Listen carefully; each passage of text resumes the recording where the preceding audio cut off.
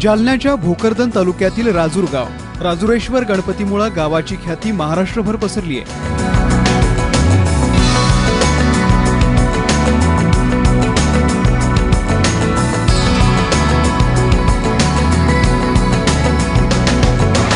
खासदार आदर्श ग्राम योजनेसाठी केंद्र सरकारनं 3000 लोकसंख्येची अट ठेवली आहे, मात्र याला अपवाद आहे तो राजूरचा।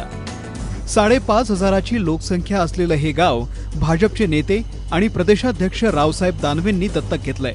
गेल्या वर्षभरात राजूरचा बराच कायापालट झालाय। स्वच्छता अभियानाची गावात चांगलीच अंमलबजावणी झालेली दिसते। कचरा गोळा करण्यासाठी गावामध्ये दररोज घंटा गाडी फिरते। गावात 507 स्वच्छतागृह उभारण्यात आली आहेत। वन विभागाच्या वतीनं मोठ्या प्रमाणावरती वृक्षारोपणही करण्यात आलंय। बस स्टँडचे काम प्रगतीपथावर त्याचं इस्टिमेट मंजूर झालेलं आहे, त्याचं पण शौचालयाचं काम आहे। काही अजून अंगणवाडी आयसोय झाली, आमच्या जिल्हा परिषद शाळा आयसोय केली आम्ही। प्रगतीपथावर काम हे झालेलं, पण आता काही फक्त रोड नाल्याचे कामं याच्यात फंडामुळे थोडेसे राहिलेले आहेत। 25% काम ते पण झालेलं आहे, 75% काम बाकी 6 महिन्यात पूर्ण करू आम्ही अशी शाश्वती। मात्र गावातली पाणी टंचाई दूर करण्यात दानवे साहेब अपयशी ठरलेले दिसत आहेत। 8 दिवसाला इथं नळाला पाणी येतंय, 8 दिवसाला समजा, आणि त्याच्यात 8 दिवसाला जर पाणी येत असेल तर दररोज विकतच घ्यावं लागते पाणी। आणि जर 8 दिवसाला जर पाणी येत असेल तर समजा बाथरूम चालणार कशी, स्वच्छता राहणार कशी।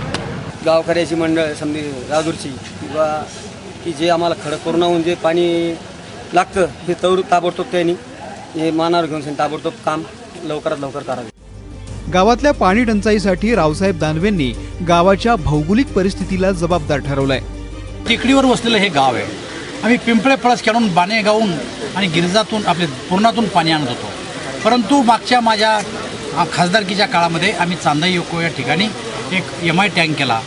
केवळ त्या भागामध्ये पाणी जर नाही पडलं आणि त्या धरणाला पाणी जर नसलं तरच पाण्याची टंचाई येते, अन्यथा तिथं पाणी मुबलक असतं। परंतु आत्ता ज्या 2 योजना आहेत त्या 2 योजनेवर सुद्धा ताण पडला, कारण येणाऱ्यांची संख्या जास्त आहे आणि मग पुढच्या काळात आम्ही पिण्याच्या पाण्यासाठी एक स्वतंत्र निधी उपलब्ध करून त्या ठिकाणी पिण्याच्या पाण्याची व्यवस्था करणार। राजूर हे तालुक्याच्या केंद्रस्थानी वसलेलं गाव तीर्थक्षेत्र असल्यामुळे हजारो भाविकांचा गावामध्ये राबता असतो। मात्र त्या मानानं गावामध्ये रोजगार निर्माण झाला नसल्याची तक्रार तरुणांकडून ऐकायला मिळते। बरेच सुशिक्षित बेरोजगार आहेत तिथं, त्यांचा प्रश्न मार्गी लावण्यासाठी आपण व्यवसाय हो, त्याच्यानंतर इथले जे संस्थान आहे याच्या अंतर्गत विविध रोजगार उपलब्ध करून देऊ शकतो। किती गरजेचं आहे बरं याची नीड जे सरासरी 80% नीड आहे, कारण बरेच इथं बेरोजगार आहेत आणि त्यांना मार्गी लावण्यासाठी हे आवश्यकता आहे। रावसाहेब दानवेंनी गावकऱ्यांचा अपेक्षाभंग केला नसला तरी आदर्श म्हणावा असा राजूरचा कायापालट नक्कीच झालेला नाही। रवींद्र मुंडे, ABP माझा, जालना।